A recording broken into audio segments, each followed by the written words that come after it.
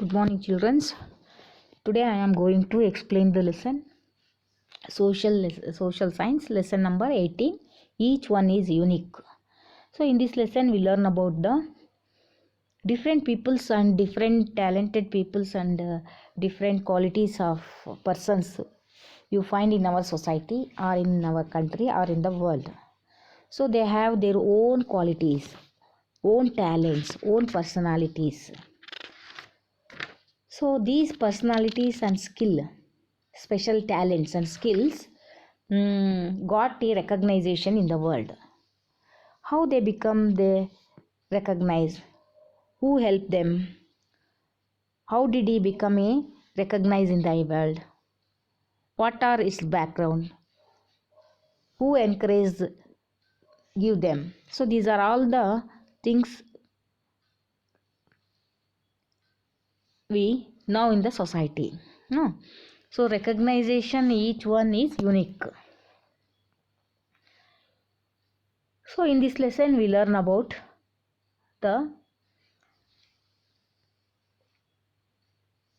how did the each one got a unique?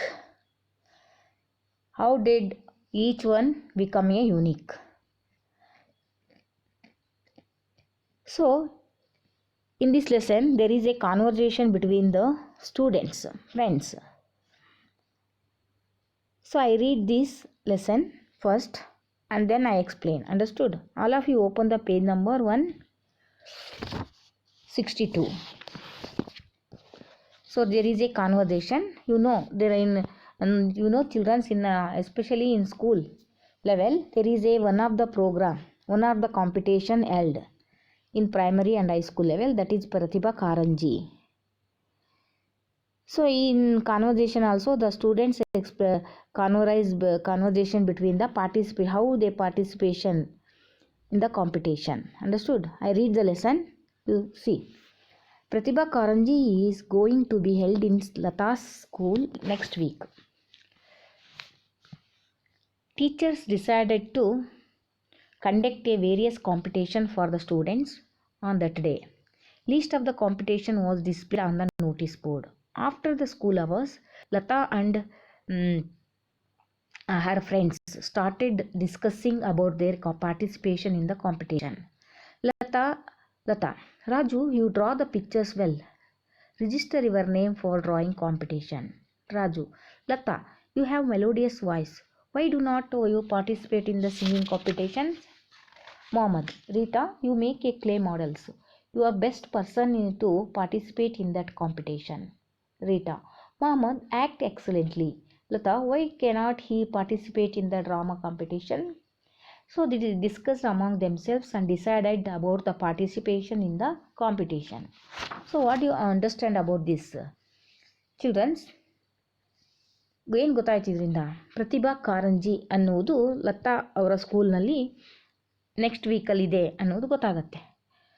So ಈ ಪ್ರತಿಭಾ ಕಾರಂಜಿನಲ್ಲಿ ಮಕ್ಕಳೆಲ್ಲರೂ ಸಹ ಭಾಗವಹಿಸ್ತಾರೆ. ಅವ್ರಿಗೆ ಏನೇನು ಟ್ಯಾಲೆಂಟ್ ಇದೆ ಅದ್ರ ಬಗ್ಗೆ ಇಲ್ಲಿ ಡಿಸ್ಕಸ್ ಮಾಡ್ತಾ ಇದ್ದಾರೆ. ಟೀಚರ್ಸು ಡಿಸೈಡ್ ಮಾಡಿದ್ದಾರೆ ಏನೇನು ಕಾಂಪಿಟೇಷನ್ಸನ್ನ ಮಾಡಬೇಕು ಅಂತ. ಸೊ ಅಲ್ಲಿ ಯಾವ್ಯಾವ ಕಾಂಪಿಟೇಷನ್ ಇದೆ ಅಂತ ಹೇಳಿ ನೋಟಿಸ್ ಬೋರ್ಡಲ್ಲಿ ಡಿಸ್ಪ್ಲೇ ಮಾಡಿದ್ದಾರೆ. ಏನೇನು ಕಾಂಪಿಟೇಷನ್ ನಡೆಯುತ್ತೆ ಪ್ರತಿಭಾ ಕಾರಂಜಿಯಲ್ಲಿ, ಯಾರ್ಯಾರಿಗೆ ಇಂಟ್ರೆಸ್ಟ್ ಇದೆ ಅವರು ಪಾರ್ಟಿಸಿಪೇಟ್ ಮಾಡ್ಬೋದು, ತಮ್ಮ ಹೆಸರುಗಳನ್ನು ರಿಜಿಸ್ಟರ್ ಮಾಡಿ ಅಂತ ಬರೆದು ಹಾಕಿರ್ತಾರೆ. ಸ್ಕೂಲ್ ಅವರ್ ಆದಮೇಲೆ ಮಕ್ಕಳು, ಅದರಲ್ಲೂ ಲತಾ ಮತ್ತು ಅವಳ ಫ್ರೆಂಡ್ಸು ಡಿಸ್ಕಸ್ ಮಾಡ್ತಾರೆ. ಲತಾ ಹೇಳ್ತಾಳೆ ರಾಜುಗೆ, ನೀನು ಚೆನ್ನಾಗಿ ಡ್ರಾಯಿಂಗ್ ಮಾಡ್ತೀಯಾ, ನೀನು ಡ್ರಾಯಿಂಗ್ ಕಾಂಪಿಟೇಷನ್ಗೆ ನಿನ್ನ ಹೆಸರನ್ನು ರಿಜಿಸ್ಟರ್ ಮಾಡು ಅಂತ. ರಾಜು ಹೇಳ್ತಾನೆ, ಲತಾ ನೀನು ತುಂಬ ಮೆಲೋಡಿಯಸ್ ವಾಯ್ಸ್ ನಿನಗೆ, ನೀನು ಯಾಕೆ ಪಾರ್ಟಿಸಿಪೇಟ್ ಮಾಡಬಾರ್ದು ಸಿಂಗಿಂಗ್ ಕಾಂಪಿಟೇಷನಲ್ಲಿ ಅಂತ. ಅದೇ ಥರ ಮೊಹಮ್ಮದ್ ರೀಟನಿಗೆ ಹೇಳ್ತಾನೆ, ನೀನು ಕ್ಲೇ ಮಾಡೆಲ್ಸನ್ನು ತುಂಬ ಚೆನ್ನಾಗಿ ಮಾಡ್ತೀಯಾ, ನೀನು ಸಹ ಬೆಸ್ಟ್ ಪರ್ಸನ್ನು, ಅದರಿಂದ ನೀನು ಅದರಲ್ಲಿ ಪಾರ್ಟಿಸಿಪೇಟ್ ಮಾಡು, ನಿನ್ನ ಹೆಸರನ್ನು ರಿಜಿಸ್ಟ್ರೇಷನ್ ಮಾಡು ಅಂತ ಹೇಳ್ತಾನೆ. ಹೀಗೆ ರೀಟಾ ನೀನು ಸಹ ಆ್ಯಕ್ಟ್ ಎಕ್ಸಲೆಂಟ್ ಮಾಡ್ತಾಳೆ ಲತಾ, ಇವನು ಮೊಹಮ್ಮದ್ ಅವನನ್ನು ಆ್ಯಕ್ಟಿಂಗ್ ಡ್ರಾಮಾ ಕಾಂಪಿಟೇಷನ್ಗೆ, ಹೀಗೆ ಅವರು ಡಿಸ್ಕಸ್ ಮಾಡ್ತಾ ನಮ್ಮ ಪ್ರತಿಭೆಗಳನ್ನು ತಮ್ಮ ಇಂಟ್ರೆಸ್ಟ್ಗಳನ್ನು ಅಲ್ಲಿ ಪಾರ್ಟಿಸಿಪೇಷನ್ ಯಾವುದಕ್ಕೆ ಮಾಡಬೇಕು ಅಂತ ಡಿಸ್ಕಸ್ ಮಾಡ್ತಾ ಇದ್ದಾರೆ.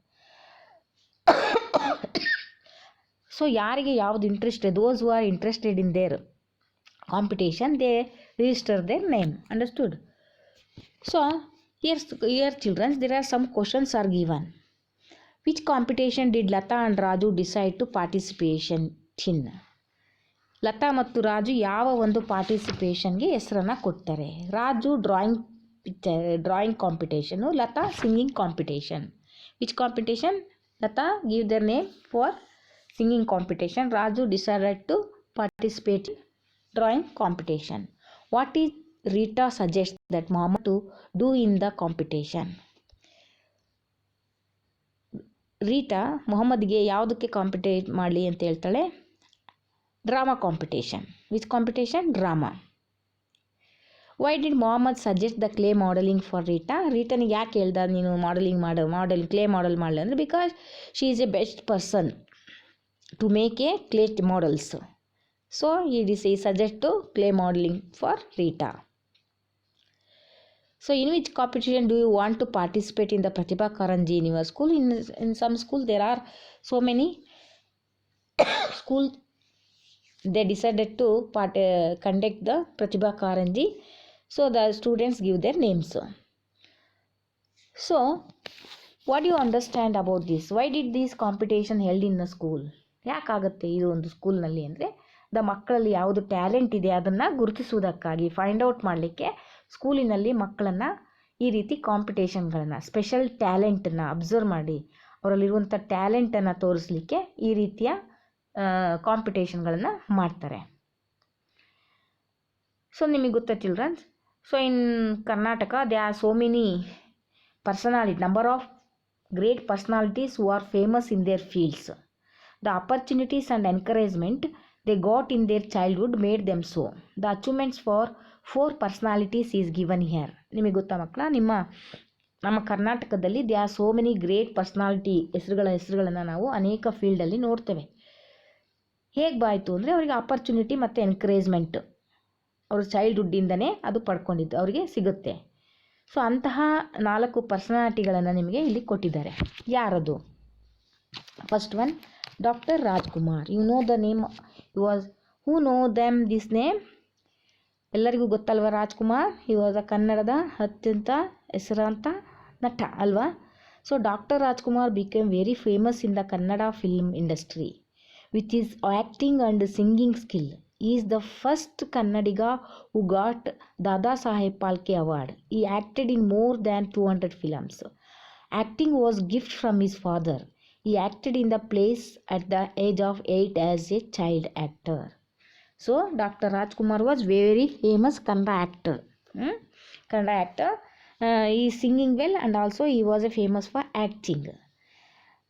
ಸೊ ಈ ವಾಸ್ ಫಸ್ಟ್ ಕನ್ನಡಿಗ. ಈ get the Dada Saheb Phalke award. ಕನ್ನಡಿಗರ ಮೊದಲಿಗೆ ದಾದಾ ಸಾಹೇಬ್ ಪಾಲ್ಕೆ ಅವಾರ್ಡನ್ನು ಪಡೆದಂತಹ ಮೊದಲ ಕನ್ನಡಿಗ. ಏನಿದು ದಾದಾ ಸಾಹೇಬ್ ಪಾಲ್ಕೆ ಅಂದರೆ ಭಾರತದಲ್ಲಿ ನಟನೆಗೆ ನೀಡುವಂತಹ ಒಂದು ಅವಾರ್ಡ್ ಇದು. ಸೊ ಇವರು 200ಕ್ಕೂ ಹೆಚ್ಚು ಫಿಲಮ್ಗಳನ್ನು ಮಾಡಿದ್ದಾರೆ. ಸೊ ಅವರಿಗೆ ಈ ಒಂದು ಆ್ಯಕ್ಟಿಂಗ್ ಅನ್ನೋದು it was A gift from his father. ಅವರ ತಂದೆಯಿಂದ ಇದು ಬಂದಿದ್ದು. ಈ acted in the play as age of 8 as A child actor. ತಮ್ಮ 8ನೇ ವಯಸ್ಸಿನಲ್ಲಿನೇ ಅವರು ಆ್ಯಕ್ಟಿಂಗ್ಗೆ ಕಾಲಿಟ್ಟಂಥವ್ರು, ಅಂದರೆ ಚೈಲ್ಡ್ಹುಡ್ಡಲ್ಲಿನೇ, ಬಾಲ್ಯದಿಂದಲೇ. ಅದೇ ಥರ ಇನ್ನೊಬ್ಬ ಪ್ರತಿಭಾವಂತ ಇದ್ದಾರೆ. ಯಾರು?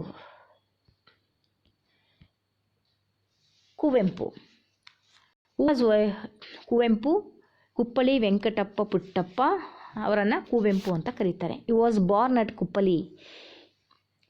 Is famous as national poet. He wrote our ನಾಡಗೀತೆ ಜಯ ಭಾರತ ಜನನಿಯ ತನುಜಾತೆ which we sing every day in our school. He's the first Kannada poet to get the Jnanpith award for his writing. He wrote Kindara Jogi, ನನ್ನ ಗೋಪಾಲ, ಅಮಲನ ಕತೆ ಮತ್ತು etcetera for children. Kuvempu, who is famous in the literary field, started reading and writing stories, poems and books in his childhood. Kuvempu became a great poet by the encouragement of his many people. ಯಾರು ಕುವೆಂಪು ಹೆಸರನ್ನು ಯಾರು ಕನ್ನಡಿಗರು ಈ ಸಾಹಿತ್ಯಿಕ ಕ್ಷೇತ್ರದಲ್ಲಿ ಯಾರು ಇವರ ಹೆಸರನ್ನು ಕೇಳಿಲ್ಲ ಹೇಳಿ? ಪ್ರತಿಯೊಬ್ಬರಿಗೂ ಗೊತ್ತಲ್ವ ಕುವೆಂಪು. ನೀವು ದಿನ ಏನು ಜಯ ಭಾರತ ಜನನಿಯ ತನುಜಾತಿ ಅಂತ ಏನು ನಾಡಗೀತೆಯನ್ನು ಹೇಳಿದಿರ, ಇದನ್ನು ಬರೆದವರೇ ಕುವೆಂಪು ಅವರು. ಸೊ ಇವರು ಕನ್ನಡದ ಮೊದಲ ಕವಿ, ಜ್ಞಾನಪೀಠ ಅವಾರ್ಡನ್ನು ಪಡೆದಂತಹ ಮೊದಲನೇ ಕವಿ ಅಂತ ಹೇಳ್ಬೋದು. ಇವರು ಅನೇಕ ಮಕ್ಕಳಿಗೆ ಸಂಬಂಧಪಟ್ಟಂತಹ ಕಥೆಗಳನ್ನು ಬರೆದಿದ್ದಾರೆ.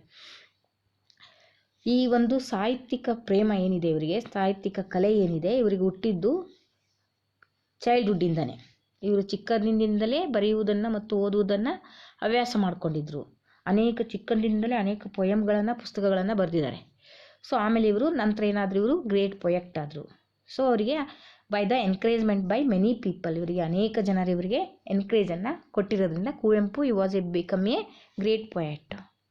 Next Kittur Rani Chennamma. Kittur Rani Chennamma was born in a small village called Kakati in Belagavi district. She was a brave girl. She learnt horse riding, sword fighting and archery in her childhood. She learned the skills of warfare in her childhood. Then she got married to the Mallasarja Desai of Kitturu and became the queen of Kitturu. After the death of Mallasarja, she fought bravely against the British and she was being called a brave woman. So here also one of the story given by the great personality. She is the Rani Chennamma, Kitturu Rani Chennamma. She was born in small village Kakatiya in Belagavi. ಇವರು ಬೆಳಗಾವಿಯ ಕಾಕತಿಯಲ್ಲಿ ಹುಟ್ಟಿದ್ರು. ಒಳ್ಳೆ brave girl ಇವಳು. She learn the horse riding, ಹುಡುಗಿ ಆಗಿದ್ರು ಸಹ horse riding, sword fighting, archery ಎಲ್ಲದನ್ನು ತನ್ನ ಬಾಲ್ಯದಲ್ಲಿ ಕಲ್ತಿದ್ಲು. ಚಿಕ್ಕಂದಿನಿಂದಲೇ ಯುದ್ಧವನ್ನು ಮಾಡುವಂತಹ ಕಲೆಯನ್ನು ಕಲ್ತಿದ್ಲು. ದೆನ್ ಶಿ ಗಾಟ್ ಮ್ಯಾರಿಡ್, ಅವಳು ಮದುವೆ ಆದಮೇಲೆ ಮಲ್ಲಸರ್ಜ ಒಳಗಂಡ ಕಿತ್ತೂರಿನ ರಾಜ ಅವನನ್ನು ಮದುವೆ ಆಗ್ತಾಳೆ. She became the queen of Kittur. After the death of Mallasarja ಸತ್ತ ಮೇಲೆ she fought bravely against the ಬ್ರಿಟಿಷರ ವಿರುದ್ಧ ಹೋರಾಡಿದಂತಹ ಮಹಿಳೆ. And we called brave woman ಅಂತ ಇವಳನ್ನು ಕರೀತಾರೆ. ಗೊತ್ತಾಯ್ತಲ್ಲ, ಹೇಗೆ ತಮ್ಮ ಚೈಲ್ಡ್ಹುಡ್ಡಲ್ಲಿ ಅವ್ರು ಏನು ಕಲ್ತಿದ್ರು ಅದು ಕೊನೆಗೆ ಅವರಿಗೆ ಹೇಗೆ ಅವ್ರಿಗೆ ಹೆಲ್ಪ್ ಆಗುತ್ತೆ, ಈ ಒಂದು ಹೆಸರನ್ನು ಅವರಿಗೆ ತಂದು ಕೊಡುತ್ತೆ ಅನ್ನೋದನ್ನು ನೋಡ್ತೇವೆ. ಅದೇ ಥರ Gangubai Hangal. Gangubai Hangal who was a born in Dharwad is very famous India for his singing. When she was 13 years old, she parents recognized her interest in music and admitted her to a music school. After learning both Hindustani and Carnatic music, she gave many music concerts in many places of India. She got many awards. She gave many music concerts over the radio. She is very famous of Hindustani music. ಗೊತ್ತಲ್ಲ.